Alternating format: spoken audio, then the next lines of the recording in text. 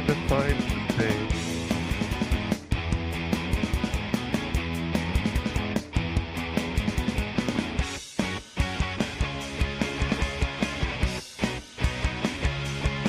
Where is my channel?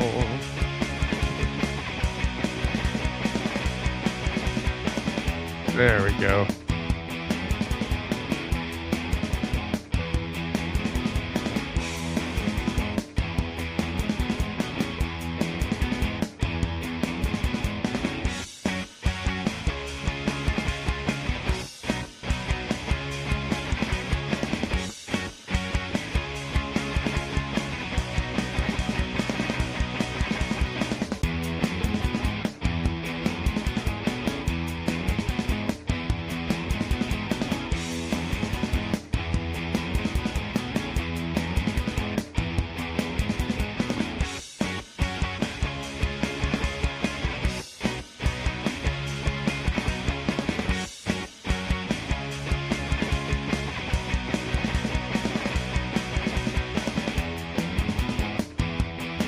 Okay, I think we're ready to go.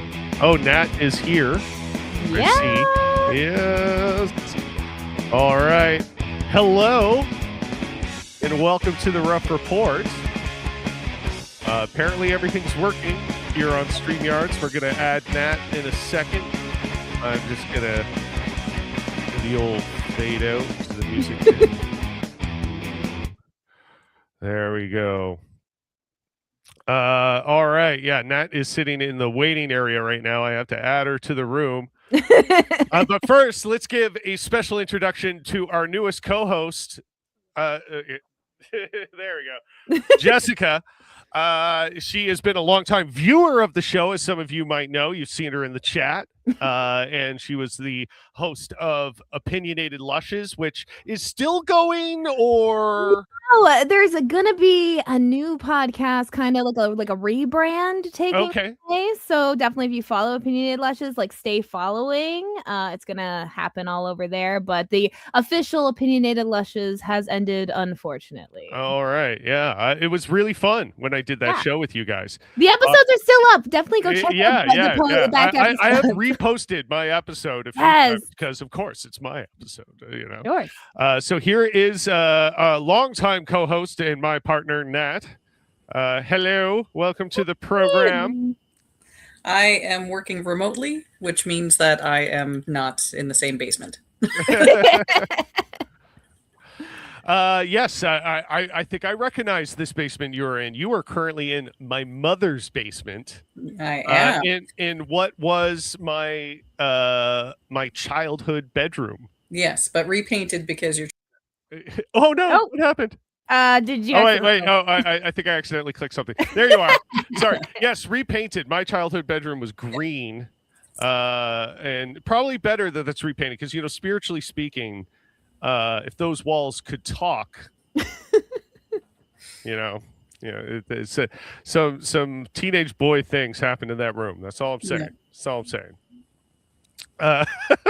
Now that I've disgusted anyone that's possibly watching.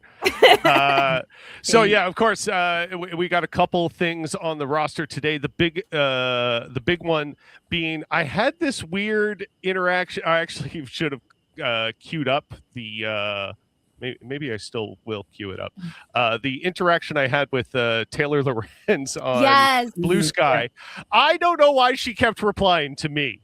I don't know who I am, I have a 10th or less of the followers that she has, probably 1% of the followers that she has. And so who am I? But yeah, she got into it with me, basically upset that I was pointing out that hey, we should not elevate 4chan in Kiwi farms and platforms that we know have been basically criminal in how they've harassed people and abused First Amendment rights in order to do so. And I think it was a dangerous game she was playing. And so she had this entire video on it. And I was basically, at first I was like, I don't want to watch this video because I can't stand even just the mere notion of saying, "Oh, I hope Kiwi Farms and 4chan wins their legal battle." Like that to me, that's a hard thing to wrap my head around. Why would you hope for that? Right. And she's like, well, I beg you to educate yourself on the laws and stuff like that. And it's like, being fair, I guess maybe she had a bit of a point. Maybe I should watch the video. Maybe there is something in there I don't understand. And I think after watching the video, I feel just all the more solidified in the problem. Yes. That I had watched with it the in the video, first place. and that's exactly. I was like, wait, what are they arguing here? Like this.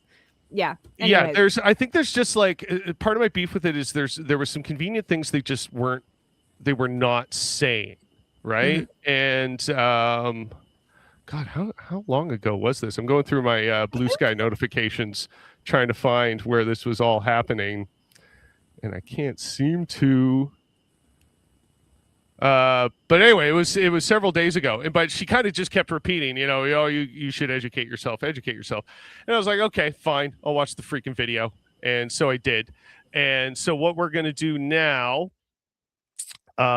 is show some of that video. We're going to roll through it. And here, I'm just going to fast forward to some introductory chunks of it, get into... I think it was about the 4 or 5 minute mark I wanted to start at here. Okay. One of the great. So, of course, we're going to get an advertisement, so I'm just going to mute that and let it play. Yeah. And that's the thing is that, like, James doesn't pay for YouTube Premium. No, I don't.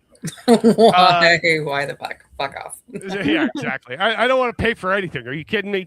But save that money. We pay for some things like Dropout TV and Rift Tracks. But these are things that add quality to our lives. I just subscribed to Dropout, and I'm so late to the party. I was absorbing all their content through like Facebook Reels and stuff. And every time it came up in my Facebook Reels, I'm like, I love this. I wish I could see more of it. And it's like, oh yeah, that's what the subscription's for. So this is Taylor Lorenz interviewing the lawyer that is representing 4chan, Kiwi Farms, and stuff like that in this lawsuit. So here we go. Prototyped with the NetzDG. The NetzDG was not a very successful global regulatory regime for the internet. It was not widely adopted. It's since been largely superseded by the EU Digital Services Act. But that was their experimentation lab where they tried some of these things out. And so we knew from that process, and in fact, we can talk about that in a second, but I now represent all of the American targets of the UK Online Safety Act. And we told them, we said, listen, thanks for sending your enforcement notices. I know you're new to this, but this isn't our first rodeo. We've seen this movie before. And last time the Germans tried to do this, we just kind of dismissed them, and they never got into the United States, and neither will you. So that's kind of the first point is, like, why are these companies seem to be responsible for the sovereignty of the U.S.? That doesn't seem to make any sense. I can't see that being the end of that kind of legal battle. That doesn't quite make sense to me. I feel like there's something that isn't connecting or is going unsaid there. Like, turns me off. What was that? The flippancy turns me off. Yeah, right? Yeah. Like you should know about this lawyer because I did a little background reading on him. He's a pretty right-wing guy. He belonged to like Adam, the Adam Smith Society and things like that. So there is a political edge to what he's doing. It's not like he's trying to present himself, and he even outright says at some point, this isn't about being political. This is about the First Amendment and American sovereignty and stuff like that. But it's convenient that if he's so concerned with free speech and this is his hill to die on. I mean, I feel like there's lots of other places you could be talking about that. So many. That sometimes could be an unfair point to make, but nonetheless. I mean, as a lawyer, you don't necessarily choose, but. Well, this is very much his choice. Like he gets into that a bit too. So I'm going to let it roll a little bit more here. You know, you mentioned 2018 is when this first started. I feel like this is when you started to see a lot of moral panic, especially in the media over speech, where when you started out, it was like you would report on these platforms and that then you started to get all this, like, I don't know, I don't want to say pressure, but I feel like the media sentiment changed. You saw the beginning of the techlash, and there was just a huge amount of public desire for articles about sort of like, look at this bad stuff. There's the misinformation crisis. Like, we need to censor the. So yeah, again, like as you said, that the flippancy. That's good to know. Well, the way she's talking about it is just like, oh, the moral panic, almost as if she's trying to. Did we forget the whole Facebook, put it in this sarcastic, misinformation campaign that literally got Trump elected and caused like wars? Like, are we forgetting that on Facebook no longer can post news in Canada? Yeah, like, are we forgetting all that? Like, no, it's just a moral panic, conveniently not mentioning it. Yeah, just framing it as some sort of like moral panic and everybody just being uppity about something or whatever. Very strange framing. Internet and sort of, I guess, curtail speech online, because otherwise we'll get Russian disinformation or something on Facebook. Or something. It's like, but that's a thing we knew happened. Yeah. You know what I mean? Oh, well, or something. Like there's this weird brushing off of what these laws are actually trying to address. That's not to say that there isn't potential problems with these laws, because I think in a portion of this video I might actually agree with her on a couple points. But this particular framing about like just sort of all the stuff that's very legitimate about these laws, she's just kind of be like, oh, whatever. You know, and which is very odd to me. I feel like a lot of it didn't pick up in the EU until like more recent years. You know, the Online Safety Act, I guess, passed in 2023, but went into effect in 2024. Can you talk about like when the Online Safety Act went into effect in the UK recently, kind of how that affected speech on these American social platforms? Sure. So the Online Safety Act started out as the Online Harms Bill in 2019. And then I think they ran some linguistic analysis on the name and decided they didn't want to call it online harms. So they called it online safety because that was better packaging for it. The Online Safety Act really requires companies to do three essential things. One of them is it requires them to produce risk assessments of content, on their site and assess their compliance with the substantive provisions of the act, and then report to the regulator on what, how they've complied, what the chief risks are, and how they plan on ameliorating those risks. That includes all kinds of subsidiary requirements, like if they make a substantial change to the design of the application, they need to report that to the regulator and do a risk assessment on the change. The second thing is that it requires proactive removal of so-called priority illegal content. Okay, so just so far, I mean, these are reasonable things. Like they seem like regulatory, like simple regulatory things. Now, he's not seeming to try and cast them in a spooky light. He's just kind of stating the facts rather dryly. But so far, I failed to see a beef. Here, this is something that businesses do, like particularly, third-party risk management. You want to know what all the people you're doing business with were doing. And then on a personal management, you need to understand what you're doing and what your effects are. Like, this is just how businesses are expected to run. This is how the YouTube adpocalypse was. Sorry? Yeah. The YouTube adpocalypse. Like when they started realizing that their ads were playing on not the greatest. Yeah. So YouTube, like not even from a regulatory point of view, but from a concern for their own brand. Yeah. Right. Yeah. Started kind of like demonetizing political content. And yes, that did negatively affect a lot of positive creators or people we would consider to be very important positive creators. Right. And that's where like Patreon started to come into play. Everybody started pushing Patreon because that was the way to kind of shore up what they were losing in the ad revenue and things like that. But yeah, like in an effort to improve the platform, yes, some perfectly well-meaning people might be a little inconvenienced. Again, I don't see that as a very big deal.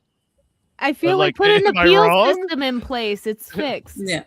Yeah, like with no regulations, things are very easy and thus very easy to, cause problems. So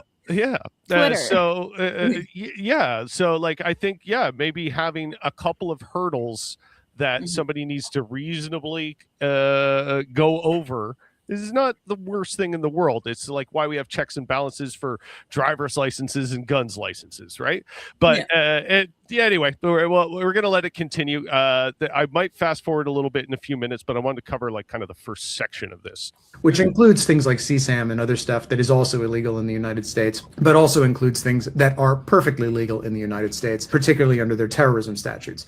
And the third thing it does, it then says, okay, well, in addition to that, you have to, on a notice and takedown basis, remove any content which is illegal, right? Violates any real world law, which is not the case in the United States, covers a great deal of constitutionally protected content, and also infringes on these companies' rights as distributors of third-party content to not be held liable for that content, which is both a...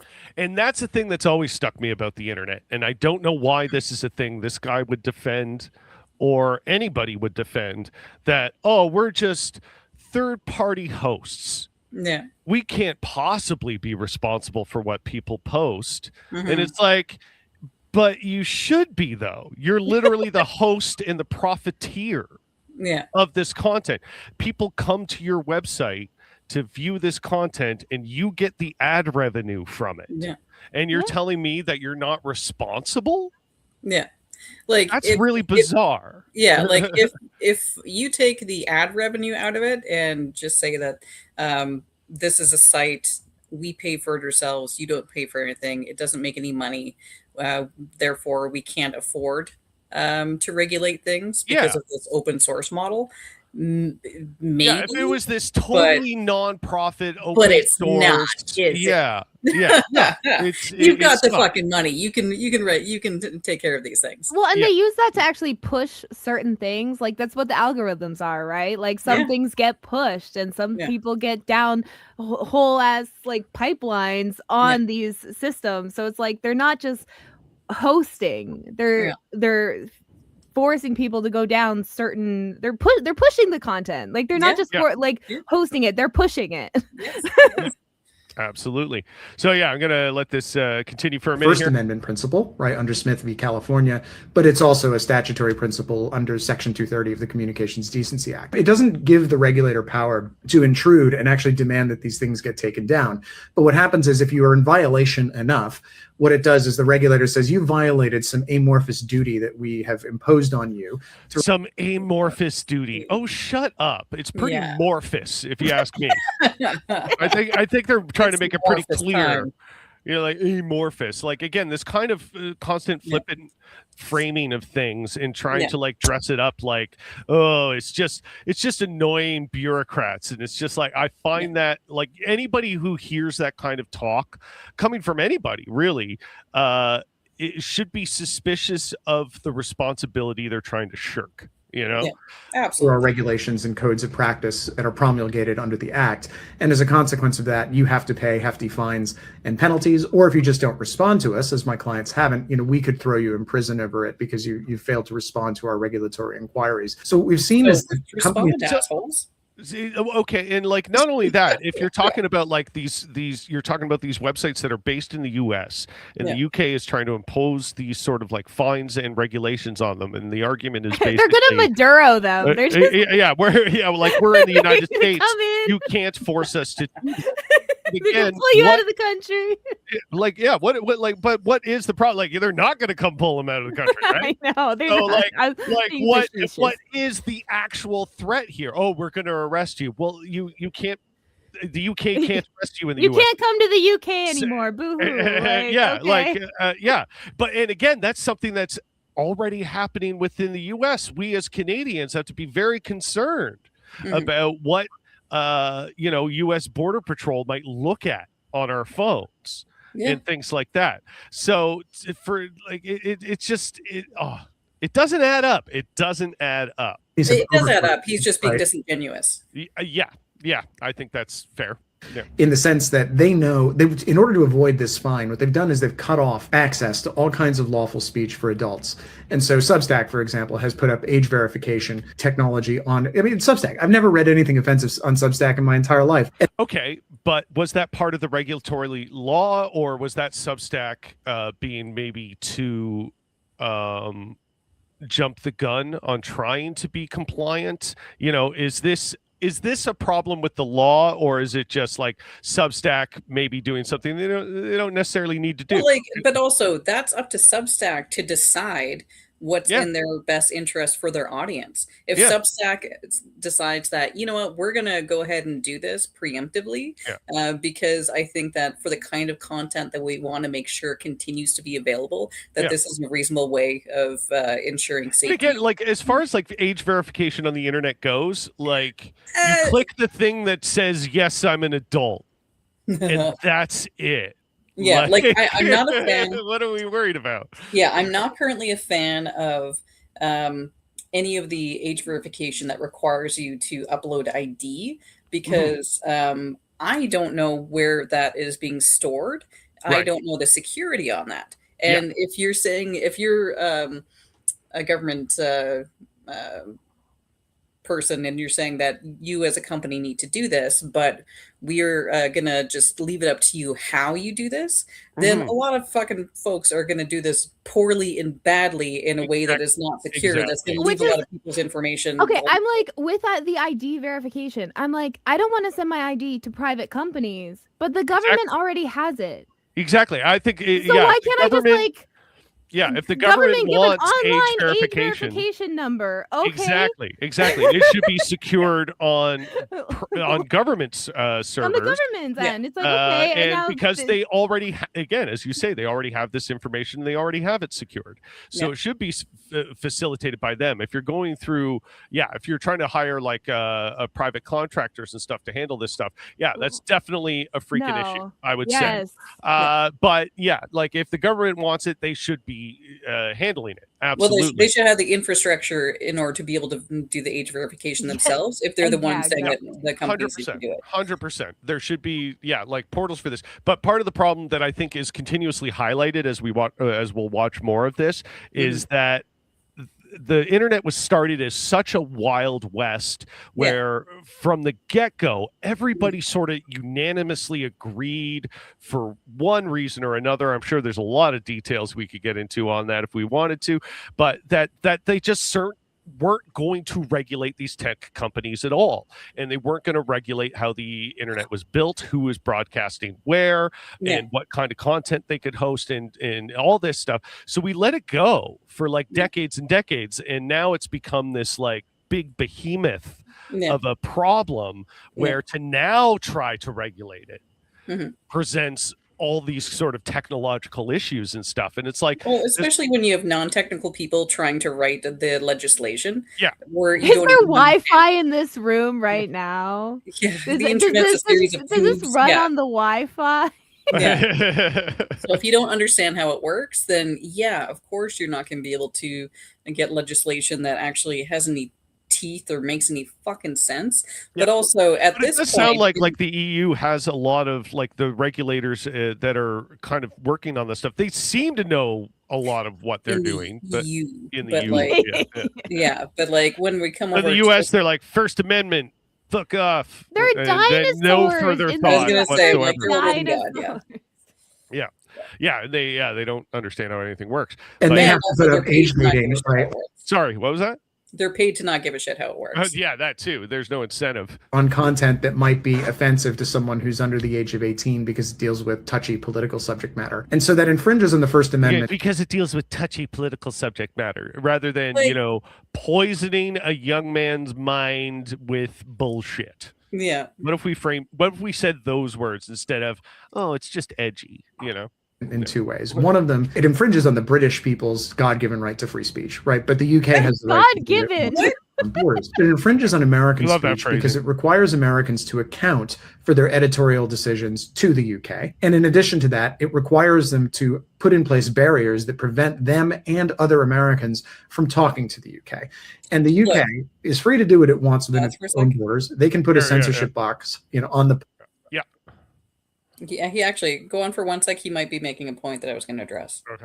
Pipes leading into the country and on the tubes, right? And they can say, listen, we're going to block URLs that we find objectionable or block domains that we find objectionable. But what they don't have a right to do is to come over to the United States and tell an American what server configurations they need to set on their servers. And that's exactly what they're doing. So essentially, if you talk to someone in the UK about it, they say, well, they're operating in the UK if their website is accessible here. And that's just not congruent with what traditionally has been understood as operating in a place, right, actually means, which usually means premises, equipment, people, that kind of stuff. What the UK is... I find a couple problems with that, but where were you going to go with it, Nat? For one, some of his technology terms tells me that he doesn't know how things work. Another thing is that... that is an IT and cybersecurity person, by the way, folks, in case you didn't know. She does have a bit of know-how in this. That's why I'm not at home right now. That's why I'm looking away. But also just like, there's too many things. You can just go on because honestly, I'm just gonna like spit back because I don't. Because like here, I'm gonna go back. If I met him on the street, I would trip him. And it's like I think there is a bit of a legitimate gripe in saying, okay, like the UK can't tell American servers how to configure it themselves. Okay, fine, but my point of confusion there still remains. Then how is it up to Kiwi Farms and 4chan? To distinguish that, be the arbiters. To be the arbiters of this. Like, why is this the scenario? I don't quite understand, because if it comes down to like a question of U.S. sovereignty, the U.S. can literally just ignore what the UK is asking of them. Okay, like what's the legal problem here? This is my hot take about this, is like, okay, the US is literally like just taking over countries. I feel like we should tell the U.S. people what to think at this point. Like, that's my hot take. I think it might be for their best interest, like actually. It is funny to kind of look at the greater American establishment there and go, oh, you guys are having a problem with other countries coming in and pushing you around, huh? That's cute. That's really cute. Like I'm just like, maybe we should control their algorithms. Like I don't think that's violating their freedom. Like I think there's room for improvement. This First Amendment thing they have, they obviously don't know how to use it. Let's save them from themselves, right? Yeah, exactly. They need democracy, right? Which every website is, as long as you've got an internet connection. Then you have to follow their content moderation rules, and essentially that means that their expectation, as they've put in lots and lots of different correspondence that they've sent, and is stated in the law itself, is that these rules have extraterritorial effect and it governs the conduct of American citizens on American soil. So can you explain the difference? How would that even be technologically possible? Like the UK cannot impose that anyway. I think that this is him scaremongering and being like... That's what it sounds like. Right? He's creating a moral panic. The irony. Exactly. Between that and all these other countries that are also very censorious. Like you'll see a lot of people I saw on Twitter of them being like, well, what about like Iran or Russia or some of these other countries, I guess, that have very authoritarian control over speech? Why is the Online Safety Act in the UK such a problem, but the sort of authoritarian laws in those other countries are not? I mean, they are a problem, right, for people in Russia. The problem is the UK is making it a problem for people in the United States. Again, painting it as a problem for people in Russia, again, like for an American to be commenting on what is a problem in the media for Russian people, again, there's something very cute about that to me. But regardless. And so, Russia has not ever threatened any of my clients with prison time for exercising their First Amendment rights. That is no longer true of the UK. As I said, I represent 4 companies. Like, because Russia has never had a vested interest in, the US American citizens being endued with. Russia, arguably very much has a vested interest in Americans being misinformed. And like that's what Russian troll farms are all about. Something that was proven to have happened and exist and continues to exist. Yeah, right. I've never heard of Russians trying to interfere with what we're doing in the U.S. Yeah, buddy. Yeah. You sure about that? You're sure about that? Yeah, exactly. All Americans that have been targeted by the Online Safety Act, and every single one has been threatened with fines and prison time for activity which is conducted and carried out wholly and entirely on U.S. soil, but which the UK is now purporting to have jurisdiction over. And when challenged on that, they have persisted, right? They've done that in their pleadings. They've done that in correspondence that they've sent. They've said that the First Amendment doesn't apply on U.S. soil. So It's a really big problem. And the UK is trying to project its sovereign authority into the United States. And I think Americans are quite right to push back. And so, someone was tweeting about push back against what again? You want the King of England coming in here and pushing you around? Yeah. No. But yeah, it's again, they aren't really coming in and pushing anybody around. They're basically sending what amounts to angry letters. So who cares? If you want to ignore this, there is no legal precedent for them to enforce this upon you. So what is the actual problem here? It begs that question. This today, and they said, Preston, you're being really unfair. You're comparing the UK with Russia. To be blunt, Russia's not a problem for any of my clients. It's just so convenient that Russia is actually the good guy in this situation. I have no political leaning that might direct me to say that. Yeah, Russia is not a problem for any of my clients. Exactly. Like 4chan. Let's just sit with that. Yeah. I wonder where all those Q drops, all the 4chaners were coming from, right? Threatening them, the UK is. And so we go where the fight is, and right now the fight is with the United Kingdom because the UK is the country that's trying to take my clients' First Amendment rights away. Well, so let's talk about some of your clients, because I think people might be kind of interested to know. The way she's smiling here really gets me. Let's talk about some of your clients. It's like, why are you so upbeat about this? Why are you and it seems a little put on. Maybe I'm being unfair. I could be being unfair here. No, this is rage bait, I feel. Like, she knows that these clients are gonna get people commenting, getting that engagement. I feel like that's what it is. She's excited. And listen to what she's about. I think this is where she says it. The different effects that these laws have on especially smaller platforms, because I feel like we all hear about the harms of Meta or Google or whatever, but those do not represent sort of the totality of the social web. And so I know you represent Kiwi Farms, 4chan. Tell me kind of about your client roster. Yeah, so these are the big bads of the global internet. These are the websites where when you talk to a disinformation activist or someone who believes in content moderation, they will usually point to these websites as one of the worst things on the planet.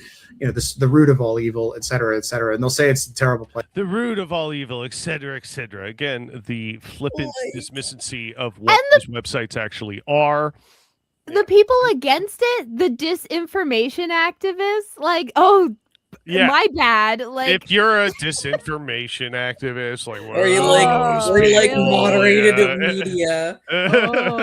Let's not beat around the bush. These are very controversial websites. It's Kiwi. Oh, let's not beat around the bush. These are controversial websites. I'm sorry. Calling them controversial is actually beating around the bush. That is beating around the bush so fucking hard to just frame these as controversial. It's like the bush is just watching you, being like, you haven't even touched me. Let's not beat around the bush here. Epstein might have been up to some shady stuff, maybe. I hear he wasn't just a financier. Yeah. Let's not beat around the bush, and then beat the shit out of that bush. That bush. Around it. That bush is untouched. Gab.com, 4chan.org, and SASU, which is a mental health discussion forum where people are allowed to discuss certain subject matter I'm not going to talk about here so you don't get demonetized. And so essentially, these are very controversial websites. That line right there pissed me off. Yeah. That line right there. I'm not going to discuss right here so you don't get demonetized. Guys, so YouTube it's not already a problem. Exactly. It's not already a problem that people can't talk about suicide because of demonetization. It's just weird. That to me highlights a lack of resources in mental health and suicide prevention. But this just shows how his brain is working. Yes, this exactly. just shows how his brain is working. It's like, do you feel like your free speech is violated just there? No. Do you feel? No. No? Oh, that's okay. When YouTube we says... can't literally say the word suicide. Yeah. Because I am afraid of being demonetized. But that's okay. Money. Of losing money for talking about something that's real. But that's okay. We can put up with that.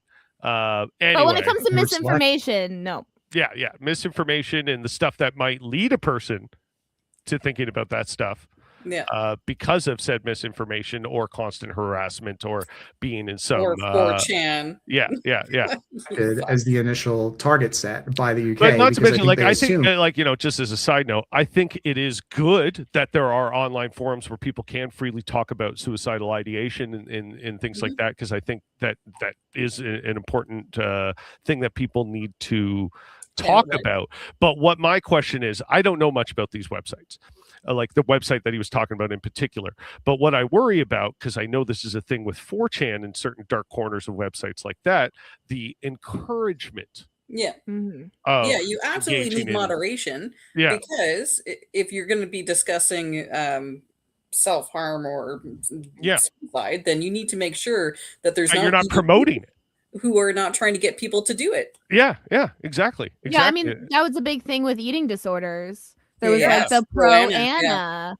And so it's like, that was a big thing. It's like, we should be able to talk about that, but not in like this positive, go do it light, it's good for you, you'll be happier, it's just like that those are literally like dangerous things to tell a vulnerable person, that either they wouldn't be able to afford competent representation, or that no lawyer would be willing to defend them. And for the most part, that's true. I think if you worked in a major law firm, particularly one with a transatlantic presence, one in the US and one in the UK. Here, I'm going to go forward a little bit because I think what he's talking about here is kind of boring stuff. Okay, but I'm going to address it.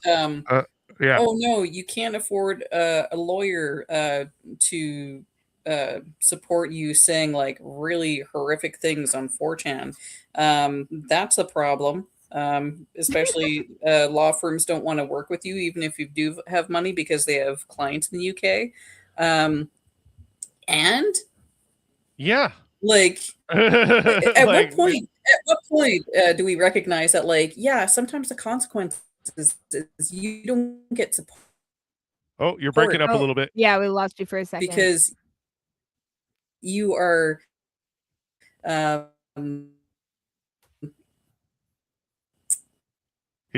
you literally frozen or mentally frozen? Oh, it's my internet? Oh, yeah. Your internet. It's my internet that did that? Yeah. Okay. Yeah.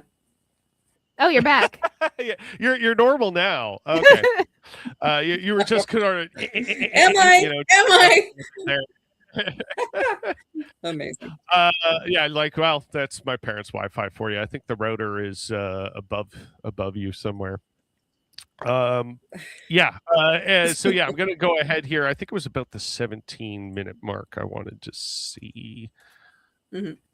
Which addresses a lot of these issues from a structural point of view. And, I'm reliably informed that that's been ingested in DC. And I know for facts, because, Senator Eric Schmidt has said so publicly, that a censorship shield bill is forthcoming. I don't know what's in it. I'm hoping that the bones of what we proposed are in it. And if that's the case, then it's going to become very, very difficult if we get a law like that on the books for a foreign censor to enforce its orders on U.S. soil. Yeah, that's phenomenal. I guess, can you tell me a little bit about what happened with these sanctions? News broke right around Christmas that the U.S. government, State Department, was imposing sanctions on a slew of individuals for essentially trying to censor Americans. Can you talk about kind of who those individuals were and why is the State Department? This gets, I think, outright comedic, but just and sanctioning UK and European figures, I guess, over these speech concerns. I can't speak for the State Department. I have no visibility into what their internal process is on that. My understanding is that these individuals work for nonprofit organizations, and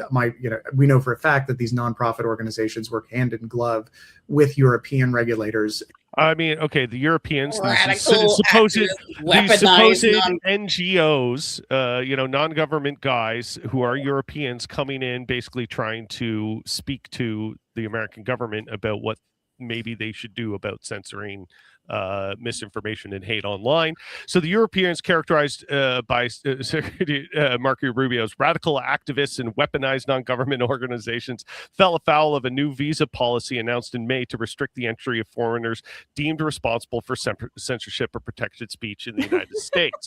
So again, they want to very much restrict what's coming into their country, and they want to put that onus on other people. but whatever. Whatever. And really, the function that they serve is a targeting mechanism.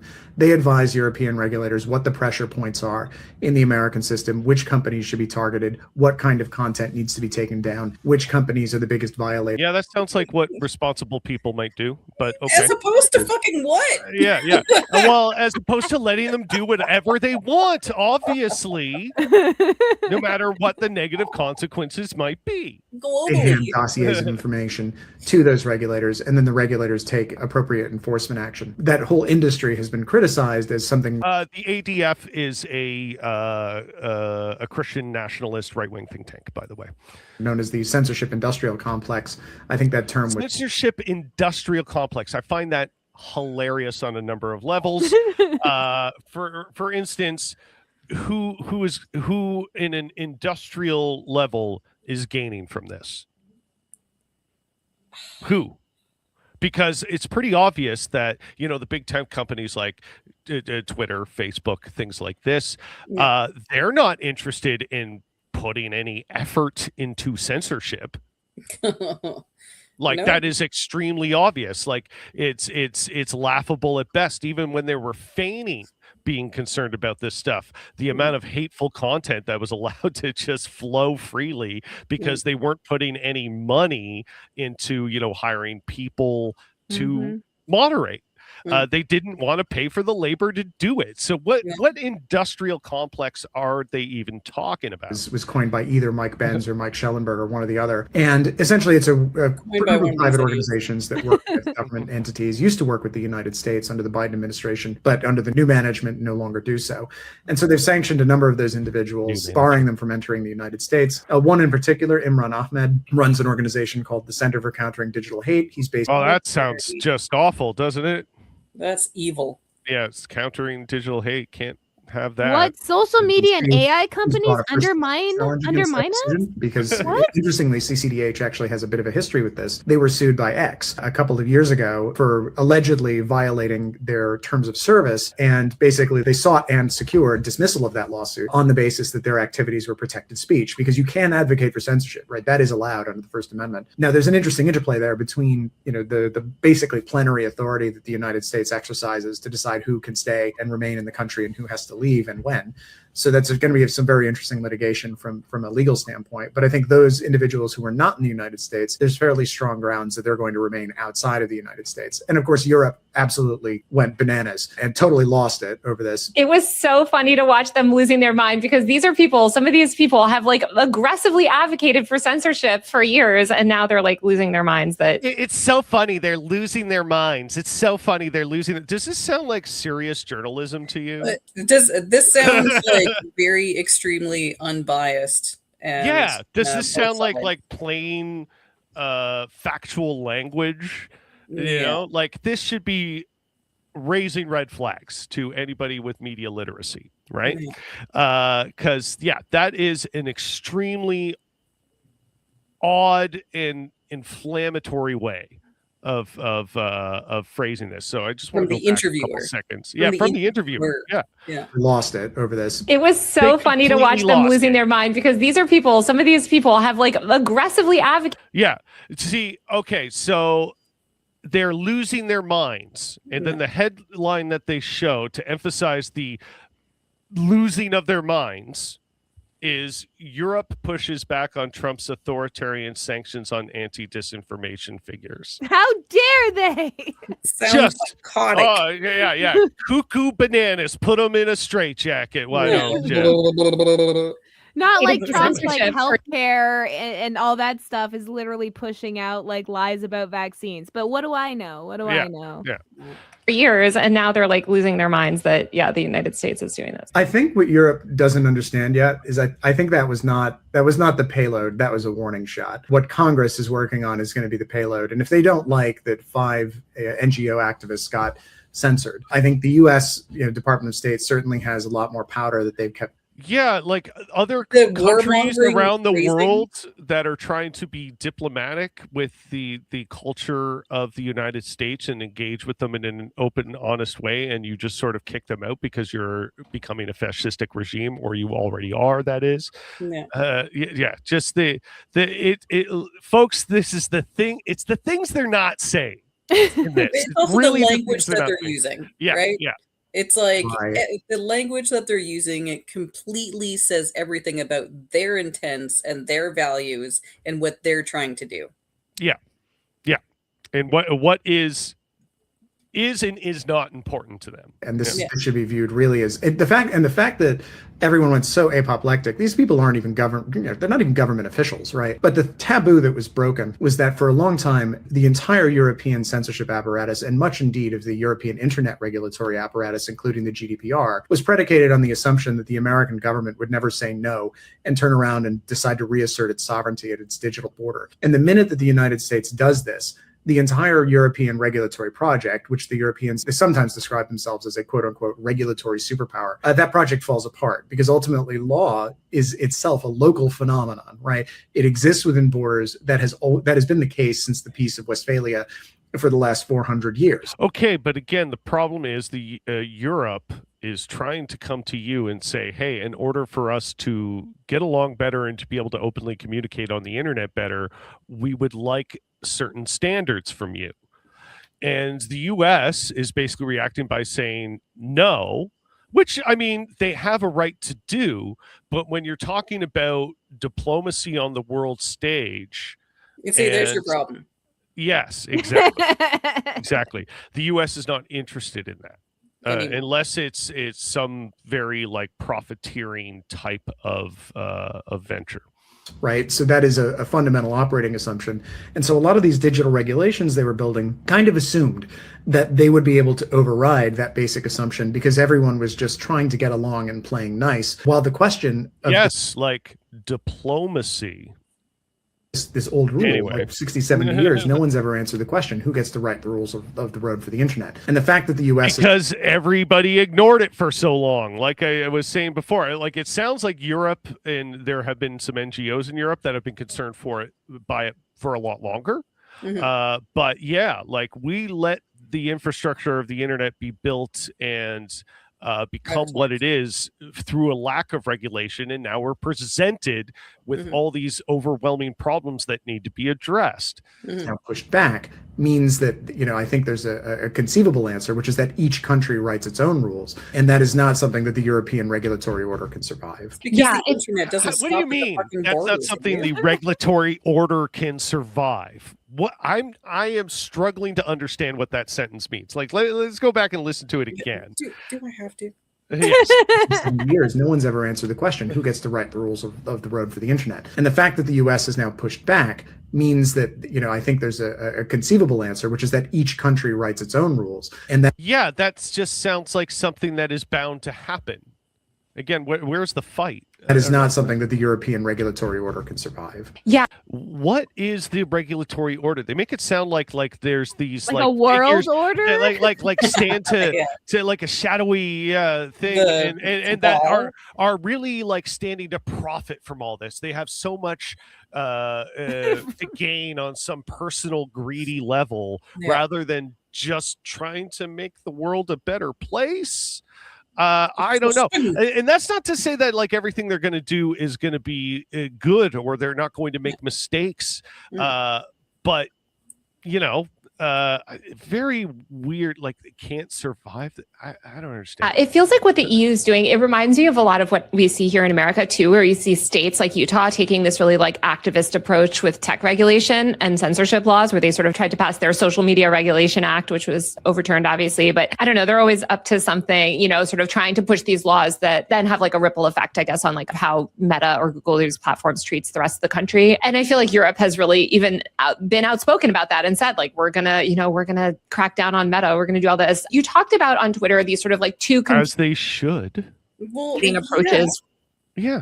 Like it's in all our households. Like, yeah, we should be concerned and have some kind of standards around what is in everybody's households when we've understood what it's been around for a couple decades now, when we understood the negative effects that they absolutely demonstratively have had. Mm-hmm. Yeah, we're worried about it. Yeah, we want to do something about it. Yeah. It's for the internet. I think you kind of just got into it a little bit, but there's this European approach, as you mentioned, where these nations are sort of harmonized, and I guess these domestic censorship systems like all sort of work together. And then there's this alternative approach, like diplomacy. Yeah, where borders have meaning. Can you elaborate a little bit on these two visions of the internet and kind of why they're all coming to a head right now? Yeah, so they're all coming to a head because there's a fundamental structural mismatch between the way that the internet exists and the way that law works. If you see what a lot of the Europeans will say about, for example, my clients, right? People, they chime in all the time. They say your clients are operating in the UK because their websites are accessible there, right? And so therefore they have to obey UK law. And that's just not how the internet works. It's not that when you navigate to a website, suddenly like magic little elves transport the website to your computer. It's that you're calling a server far away and you're asking it to send you data on a massive distributed network of machines that's not located in any particular place, right? So it's a borderless creature, and it lives in a world where borders are defined, where rules apply. And so the Europeans, it's really the Anglosphere, right? Because I don't think anyone disputes that Russia and China have their own national internet ecosystems because they're willing to use really draconian powers and authorities. Draconian. He immediately frames it as draconian, even though China and Russia is doing the exact things that he should say, like, should be thinking is okay because they're a sovereign nation. They can make their own rules. Yeah, like what if the UK instead just made its own internet and blocked all the other exactly. Internet out? In one hand, what's really bad is that the UK is coming in the US and telling them what to do with their servers. But then if the UK cuts off Americans from accessing the UK or posting or, being seen in the UK, that's draconian. Yeah, like we can't. Do they have their sovereignty or not? Like we do have content control over what is seen across borders, right? And we know that in Canada the most. It's only new for the internet, and that's the problem. Like radio, it's only new for people who don't understand how the internet works and who have never used a US VPN to get better Netflix. That too. Because we know. Yeah, but when it comes to licensing and corporate profits, that's entirely different. I mean, this whole analysis is just very USA exceptionalism, from that Western standpoint. Yes. Like they're not. It's Yeah. Like one of the things Taylor pointed out to me in our discussion in relation to this was, what about Palestinian protesters? I'm like, they're already taking away their First Amendment rights. The government establishment. The American establishment is taking away their rights by labeling them as terrorists and working at behest of lobbying firms like there's APAC and stuff like that. So on one hand, that form of First Amendment repression right there within their own borders, that's not that we're not raising flags about that, but this is a problem, right? Yeah, and that's the thing is that it doesn't trickle down. Nothing ever fucking trickles down, right? Giving tax cuts to the rich doesn't trickle down money. Giving rights to fascists doesn't trickle down to us. You know why? Because fascists don't want to care, and the people who care about what fascists think don't care what the left thinks. The tolerant intolerant paradox. And they have no issues. Thank you, Jessica. I did want to bring that up because, the whole paradox of tolerance thing. That's what this entire thing seems to ignore is that, a lot of these problems, like January 6th was organized on Facebook. Yeah. If terrorism is a problem that we want to address. And all those guys are free now. Yeah. Well, Palestinian protesters got arrested. Yeah. So, like, you know, the First Amendment is already a joke. Now they're getting murdered. Like, what she doesn't seem to appreciate, or a lot of these kind of like First Amendment or free speech purists don't seem to appreciate, is that these laws and these ideas are always going to be filtered and understood through the prevailing culture or power system at the time. I don't even know that she doesn't understand. I think that she's disingenuous and doesn't fucking care. Yeah. Yeah. I don't know. It's very odd, because this is the person that got the the big interview with Chaya Raichik, and really, held her to, like, took her to task, Well, and made her look foolish. And so, like, yeah, the fact that she's on this big, like, First Amendment crusade, where, yeah, like, she even mentioned at the one point, when I said earlier, like, listen for this, she has been targeted herself by these websites. Yeah. And you think and you're sitting up there going, I want them to keep being able to do what they want to do because U.S. sovereignty. Yeah. Like, I don't know. I think she's too online. Like, that's literally what it is. She needs to go touch grass for a little bit, Get out of the or she found out where her bread's buttered, and now this is a financial decision. That too. Yeah. I mean, she's the one that broke about all the other liberal journalists that were getting paid, by the Dems and stuff. She's the one that broke that out. Maybe she found out where they're getting paid. They finally gave her a number. Yeah. Yeah, so it ignores, like, paradox of tolerance stuff. It ignores all sorts of things and uses really weird, fluffy language. Like, to me, this was a whole lot of propaganda. But the one last thing I want to address in regards to it and help people talk about this little Reddit thread here. Age verification is a windfall for big tech and a death sentence for small platforms. I don't. Maybe not you have an idea of this, but the way they break this down and talk about this, and this is kind of a problem that relates to that video, obviously. What do they call small platforms? It's a way for big existing tech firms to lock out any competition by making the barriers of entry too expensive.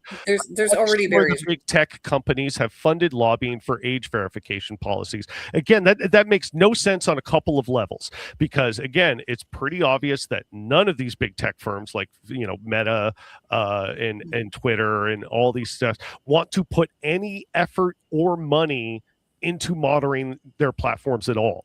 They have never seemed to express any interest in doing this at all, unless they want age verification in order to steal more of our data. Yes, and that is a concern some of the people bring up in there. But again, like, if we're talking about, like, age verification laws, and what we would say is done properly is all facilitated and secured by government servers, not private ones. But that aside, there is an argument for, like, data hoarding.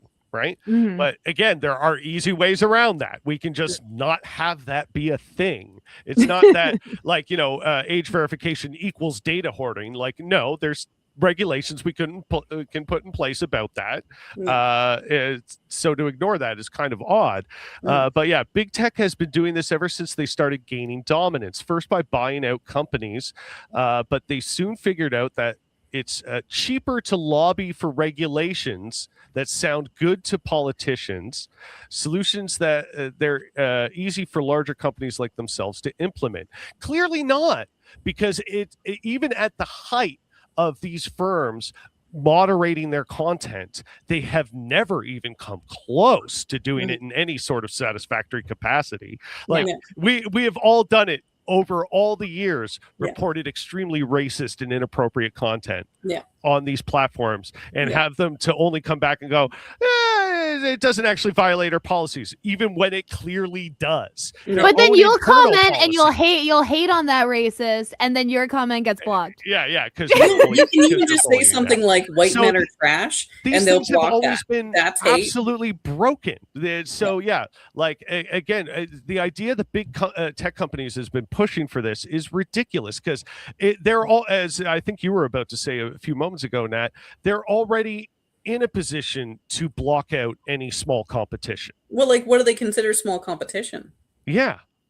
Like in this context. Well, I think one person points out like, oh, Blue Sky, they had to pull out from a state because they don't have the capacity to implement the regulatory laws that state wanted. So they just pulled out of the state entirely. And that is very like bad and sad for them or whatever. Well, I mean, that's as growing pains, right? Yeah. Yeah. And so basically, like every company goes through that. It feels like Blue Sky is doing fine. I use Blue Sky all the time. They're growing. They're doing fine. If they have to pull out of one U.S. state or two U.S. states for a limited period of time so they can figure their shit out, then so be it. This is the cost of doing business, folks. It's like I think that it's reasonable that you can't expand your capacity if you don't have the right stuff in place, right? Yeah. Well, and this goes for any business. Like if you're starting a bread company, you can't just. And a lot of business owners do eventually come flour at you, but no, like you can't sell bread if you can't like make like if you don't have all the parts together, then you're not ready to get bigger. Different companies have different rules what can be in that bread, and you gotta figure it out. Maybe I can use asbestos, whatever. Yeah. Well, and also like not addressing the fundamental broken idea that all these companies need to get perpetually larger all the time or else they will fail. Yeah.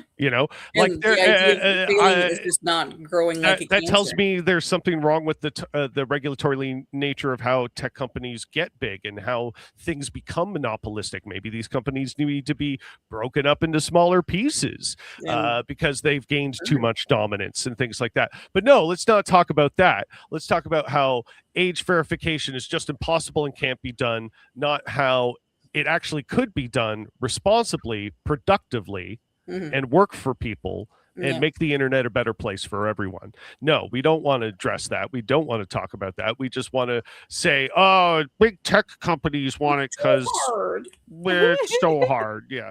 Like it's, this idea that, like I always find that a very funny conservative idea because they're always talking about like, working hard, grit, it's all about that stick-to-itiveness. But then, capitalist innovation. But then government regulations to make them responsible for themselves have them go, oh, gee, this is too hard. Like it's just it's a weird attitude. I'll never get it. I don't know. But the other thing that I wanted to talk about, because we're now at the top of the show and pretty much rounding out the hour now, the other thing I wanted to touch on was, talking about ICE, because obviously it's a big story that, was it Minneapolis is basically under siege by these bastards. And there was this part of me when I was initially thinking about talking about this going like, well, you got to talk about Renee Good and all the bullshit around that. But honestly, what's left to say at this point? Like, I'm not going to break down the footage and go and point out all the things that are obviously, bullshit in the Trump administration's narrative. We all know what we saw. We all know what we saw. I think that's simple, folks. It's that simple. Anything else is a fucking lie. It's a lie. And there's no point in arguing about it. And that's the important part is that the veil has dropped. They're calling in ICE into Minneapolis. They're using Minneapolis as basically an example of the force that they want to trample the U.S. with, right? Yep. Like this. So for anyone who's been watching and has said like, oh, you're overreacting by calling Trump a fascist. Fuck you. But also like we clearly weren't overreacting, and this is the thing about like fascists, and especially a lot of these fascists online. Sure, a lot of them are just dumb as nails and probably didn't realize what they were speaking to, but a lot of them have known exactly what they were doing that entire time, even while they were where did Jessica go? She disappeared. They knew what they were doing that entire time. It was a known thing in far right corners of the internet since before we knew about all these groups in the mainstream culture. That you don't like talk to normies. Like don't say certain words to the normies. Don't call yourself a Nazi. You'll never be able to convince them of your Nazi ideas if you admit that you're a Nazi. These are things that they've known and have been discussing and strategies they've been trading with each other for a long freaking time. And just some of us have been in tune to it that entire time. But there's a lot of aloof, somewhat privileged or not in touch type of centrist liberal person that was able to just be like, you're crazy.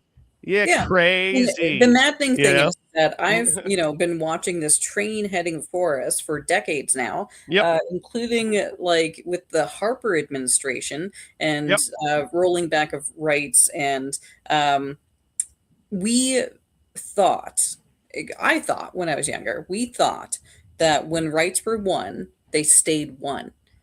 Yeah, we didn't have a there's a maintenance thing involved. You have to continuously renew the relevancy of those rights. We didn't have a blueprint to understand that, right? Like all of the movies, all of the history, all of our education. They fought and won, and everything was good forever. And now it stays good, right? And so when, I would say a couple decades ago, I was worried about the erosion of reproductive rights and Roe v. Wade. And people would be like, oh, you're overreacting. Am I still fucking overreacting? Yeah. Right. And then when we're talking about, those same people that have been like, maybe not the liberal people, but the right wing, far right wing people who have been in it the whole time, who have always been telling you you're overreacting, are going to continue saying that until forever. And that's why I want to emphasize there's no point in arguing with these people. Don't get into these long paragraph typing discussions about what really happened in those videos. You know what I've been doing, just because it feels good and it's a bit cathartic? Just calling people fucking dumb. Yeah. Sure, I call them gross. Sure, it's not it's not productive. Sure, it's not nice. But if a person's going to write 4 paragraphs on why they think Renee Good deserved to be shot in the face, the only thing I have to say to them is fuck you, eat shit. And I think that's how everybody should be reacting to that. Let these people know that, you're not only are you not worth arguing with, but we reject you from the better part of society entirely. Yeah. That's where it gets harder is, in person, right? It's all well and good to do that online, because for the large part, these might be bots. They might not exist. We don't fucking know, right? In person, it really depends on the person and the context in which I'm speaking to them. There are plenty of people, if they started going on why Renee Good deserved to get shot in the face, I would tell them in person, fuck you, eat shit. But, if it's like, your family at the dinner table, you might want to construct a bit more of a careful argument. But that's the thing, is that we're adults, we can make our decisions, but we can encourage each other with informed decisions on how to approach these things. But you don't owe random people on the internet or random people on the street your calm, rational, intellectual energy when it we've comes been giving to them that for years. Fascism. We've been giving them that for years. Trying.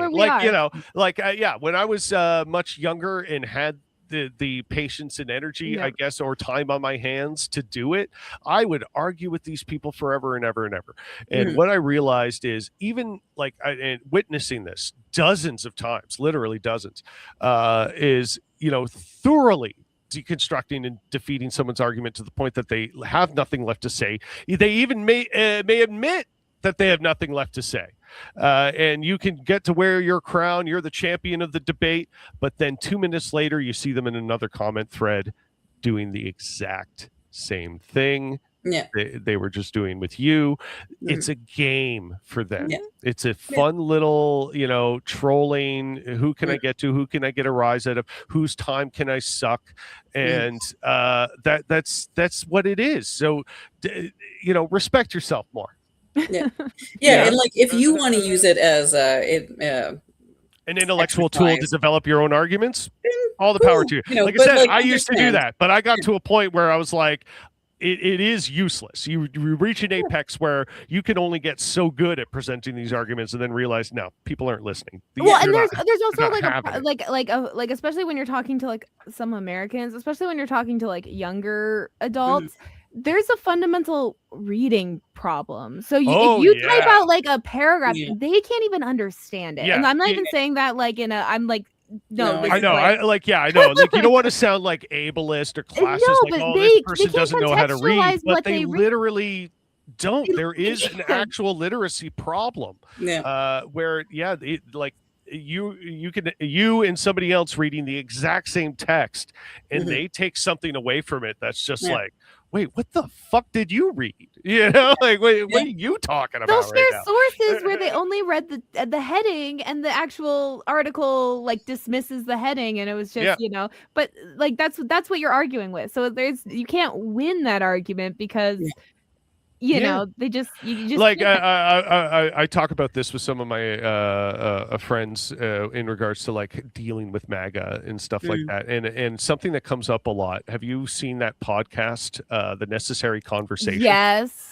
And I think that just highlights everything, right? Yes. Like after you watch a few clips from that podcast, you are forced to immediately understand the type of adversary that you're trying to debate with. So, in case you haven't seen it, Nat, he's I think the guy who hosted Chad. He's like written movies. He's an author, and his sister owns a bakery. And his sister, and they co-host this show where they basically talk to their super extreme MAGA parents.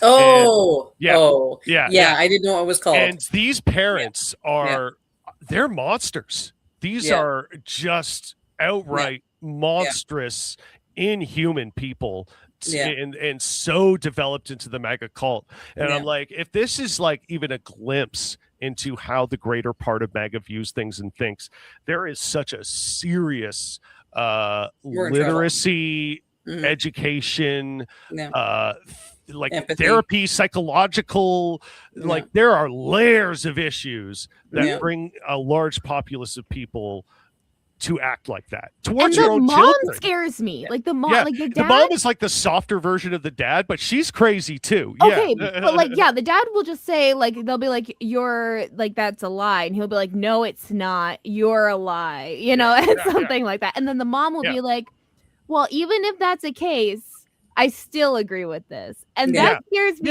more. She won't even just like give her own children the benefit of the doubt that they're being honest and truthful to her, and still be on that side. It's like that's almost worse. And if you notice, like if you watch a lot of it, especially like some of the more recent clips, it looks like the dad is barely engaged at all. He's not even listening to what his kids are saying because he's sucked into like Newsmax 24/7. He's constantly just looking at his TV, and Newsmax is on 24/7. So this is some boomer ass motherfucker that's just gotten his brain melted by 24/7 conservative propaganda, and this is how he is now.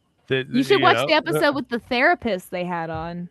Oh, they had a family therapist on to talk to the parents. Okay, I just want like this idea. What did the therapist like? Was the therapist horrified by these parents? She was therapizing, so she was like, they were like talking. So the kids would talk about like a time when they were a child, and my dad yelled at me to stop crying, and they're like, and the dad's like, I don't remember that, and they're like, does this sound like something you would do?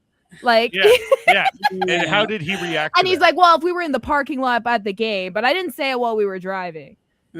Like, you know, like stuff like that. And she'd be like, okay, like there's something so like I don't know if it's like a cognitive physical level that there's something wrong with this dude, or it's psychological, or it's both. Probably both. He's at the age of lead, you know, so like it's a little bit of all of it. Alcohol syndrome in there. I don't know. Not that there's anything wrong with people with fetal alcohol syndrome. It's actually shockingly common, and people can live normal lives. I'm not trying to say anything bad. No, but it's just if there's any like sort of like, you know, cognitive impairment, you're more likely to be right wing. Like that's been studied, and that's just where you end up. That doesn't mean you're gonna be that way. That doesn't mean you can't change, but it means that you're, you know, if you're having struggles there, just watch out for propaganda. Yep. Absolutely. Yeah. And I would like to say that the propaganda is literally what's being put out right now. We can't trust a lot of news. It's not to say like mainstream media. I mean, and thusly these European laws that they're trying to regulate the internet with to make it a better place and make people a little more responsible for the things they say and do. Yeah. They want to make sure that news media can't lie to you. Yeah. Yeah, because right now they fucking are like, yeah, like the White reason House will like get on this and this fucking idea lie. about free speech is this uniquely American standard is that the rest of the world has come to realize that misinformation, miseducation, and radicalizing people in certain directions is actually bad for everyone. Yeah. And we need to actually be a bit responsible, and like, you know, we are our brother's keeper, you know, and we need to make sure the people around us are okay, you know, and having some sense of responsibility together. And like, you know, that kind of ties into the whole thing why a lot of people hate Mamdani, right? Because his whole campaign was on togetherness, community. Like, fuck these ultra American ideas about individualism and your own bootstraps and stuff like that. It's about coming together, and I think that presents a very serious threat to, you know, the capitalist masters, so to speak, and that's why they don't like any of this. Yep. And which why I'm just over the fucking moon.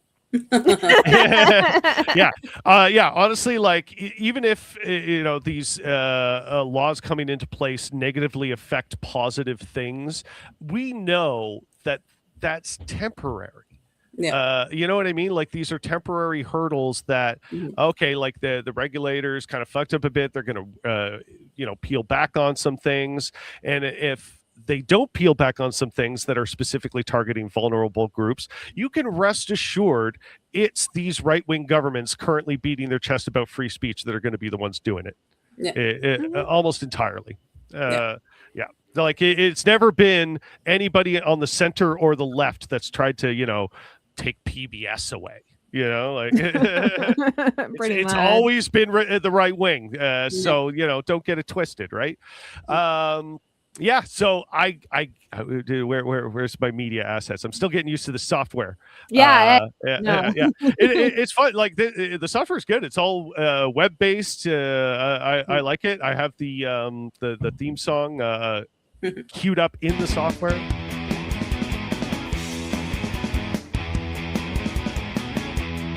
Triumphant return of the Rough Report with our new co-host Jessica.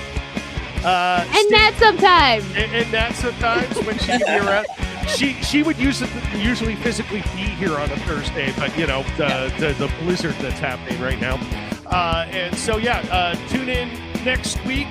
Hopefully we'll have some next week. We're gonna try and make this a regular thing, and I'm depending on Jessica to whether I'm home or here, whatever, we can do it.